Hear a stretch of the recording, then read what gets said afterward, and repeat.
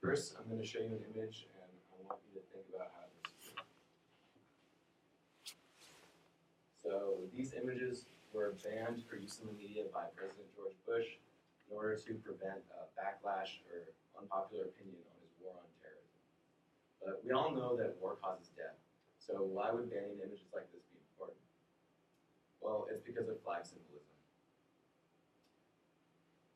People go to war and they die with the flag patched on their shoulder. And then they come home embraced in the very symbol that they fought and died for. Imagery like this strikes emotion and pain into the viewer. So it was necessary for George Bush to ban these in order to prevent a negative opinion on his war on terror. This ban was later lifted by President Barack Obama because his campaign promise was to end the war in Iraq and the war in the Middle East. And so this was an effective way to cause a negative public opinion. Imagery like this illustrates the true power that flags have on us, and it shows why it's important for us to understand flags and their implications. Vexillology is the study of flags, and while it might seem like there's not a lot to study, flags are rich with connections to history, design, as well as social and political symbolism. When designed effectively, flags affect people's behavior and act as an important factor for people's identity. There are 5 main principles to designing a good flag, according to the North American Vexillological Association. The first step is to keep it simple. The flag should be so simple that a child should be able to draw it from memory. The second is to use meaningful symbolism. If a flag doesn't use meaningful symbolism, then it's just a bunch of colors on a sheet, and it doesn't really have any true meaning. The third is to use basic colors. If you try to get too fancy with it, it'll get too complex, and ultimately it will lose meaning. Fourth is to have no lettering and no seals. Flags are designed to fly from a flagpole. You're not going to be able to see the intricate designs on a seal, or you're not going to be able to read the text from a flagpole. Also, if you make your flag correctly, you shouldn't need to stamp your name on it in order to prove that it's yours. 5 is to be distinct and to be related. You shouldn't try to copy other flags, and if you do pull influence from other flags, it should have meaning, it should matter. Kind of like how the U.S. used red, white, and blue, just like the other country of the United Kingdom. This rule set was developed to spread awareness that a well-designed flag creates a positive feedback loop that can lead ultimately to an increase in civic pride. Here are some examples of flags that don't follow any of those rules. You can see there's seals, there's text, and ultimately Milwaukee children aren't going to be able to draw that flag from memory. And none of these flags are something that you're going to want to fly, say, at like a sporting event. You're just not going to feel exactly proud of any of these. And then these are some examples of flags that follow the rules, and they're all beautiful in my opinion. Yeah. So think about it kind of like a mascot. For the same reason, like we are proud to be Cal Poly Mustangs rather than Cal Poly Mules. These would be the mules, and these are the Mustangs. Oh, yeah. Studies also show that flags can change the way that people behave and the decisions that they make.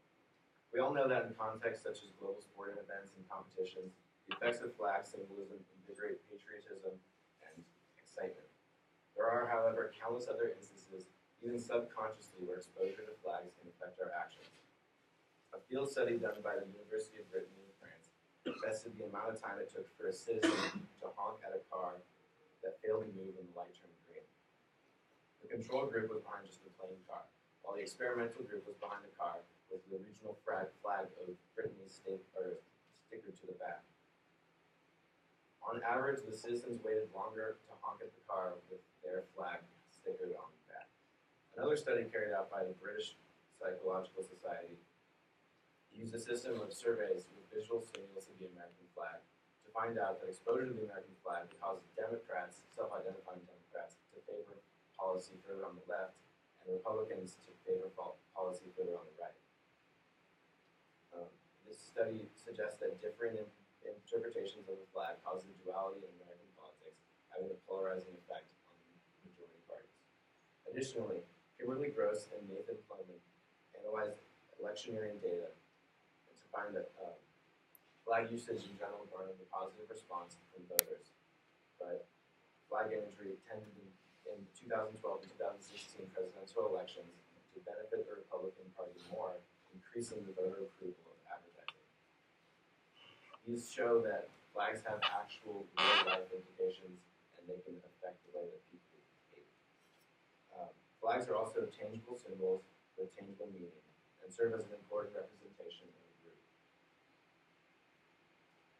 During times of where national security decreases, attachment to the country flag increases.